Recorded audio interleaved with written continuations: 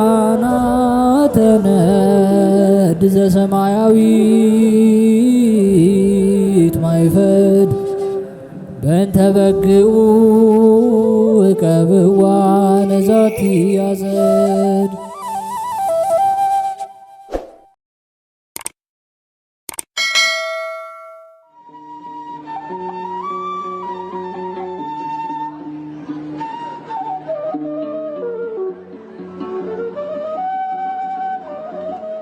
በስመ አብ ወወልድ ወመንፈስ ቅዱስ አሐዱ አምላክ አሜን። ሰላም እንደምን ቆያችሁን? ውድ የሊቃናት ሚዲያ ቤተሰቦቻችን አሜን። እግዚአብሔር ስሙ ከዘላለም እስከ ዘላለም የከበረ የተመሰገነ ይሁን። በዚህ ቪዲዮ ይዘንላችሁ የቀረብነው ታኅሳስ 19 የሚነበብ ስንክሳር ሲሆን ለዚህ ቁም ነገር አዘል ቻናል አዲስ የሆናችሁ እህት ወንድሞቻችንም ካላችሁ ቻናሉን ሰብስክራይብ በማድረግ እንዲሁም አዳዲስ ቪዲዮ ቶሎ ወደ እናንተ እንዲደርሳችሁ የደወል ምልክቷን በማብራት ቤተሰብ እንድትሆኑ ከወዲሁ የአክብሮት ግብዣችንን አቀረብን። ወደ ቪዲዮ እንሂድ። መልካም ጊዜ። የሊቀ መላእክት የቅዱስ ገብርኤል በዓል ታኅሳስ 19 በዚች ቀን የመላእክት አለቃ የመልአኩ የቅዱስ ገብርኤል የበዓሉ መታሰቢያ ነው። እርሱም በባቢሎን አገር ከነደደ እሳት ውስጥ በጨመሯቸው ጊዜ አናንያን፣ አዛርያን፣ ሚሳኤልን ያዳናቸው ነው። ለእግዚአብሔር ምስጋና ይሁን። እኛንም በሊቀ መላእክት ቅዱስ ገብርኤል አማላጅነት ይማረን እስከ ዘላለሙ ድረስ አሜን።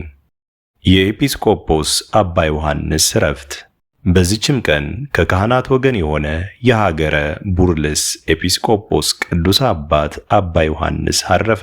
የዚህም ቅዱስ ወላጆቹ የከበሩ ናቸው። እነርሱም ከገንዘባቸው ለድሆችና ለችግረኞች ይሰጡ ነበር።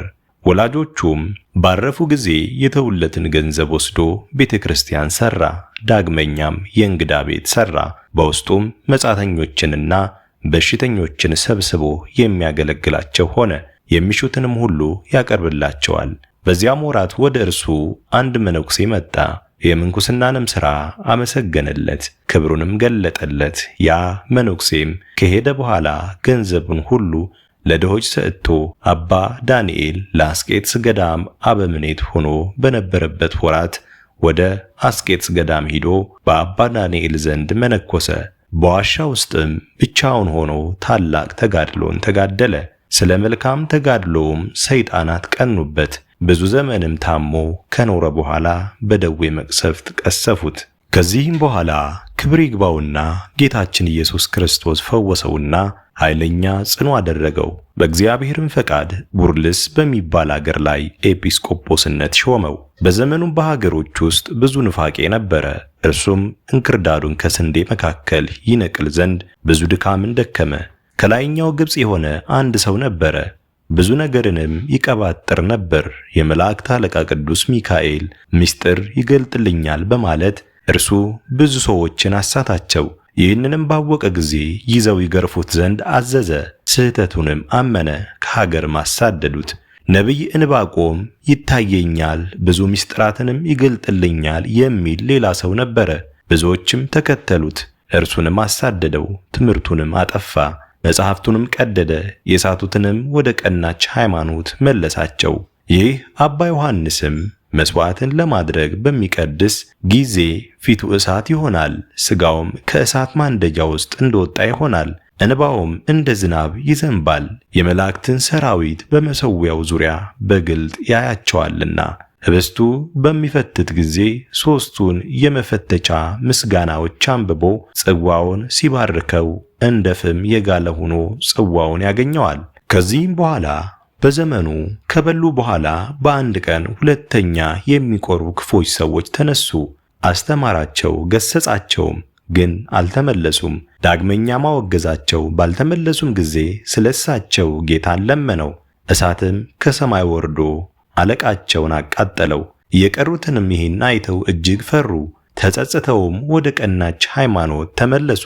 ከዚህም በኋላ ከዚህ ከኃላፊው ዓለም እግዚአብሔር ሊያሳርፈው በወደደ ጊዜ ቅዱሳን አባ እንጦንስና አባ መቃርስን ወደ እርሱ ላካቸው። እነርሱም ዕረፍቱ እንደደረሰ አስረዱት።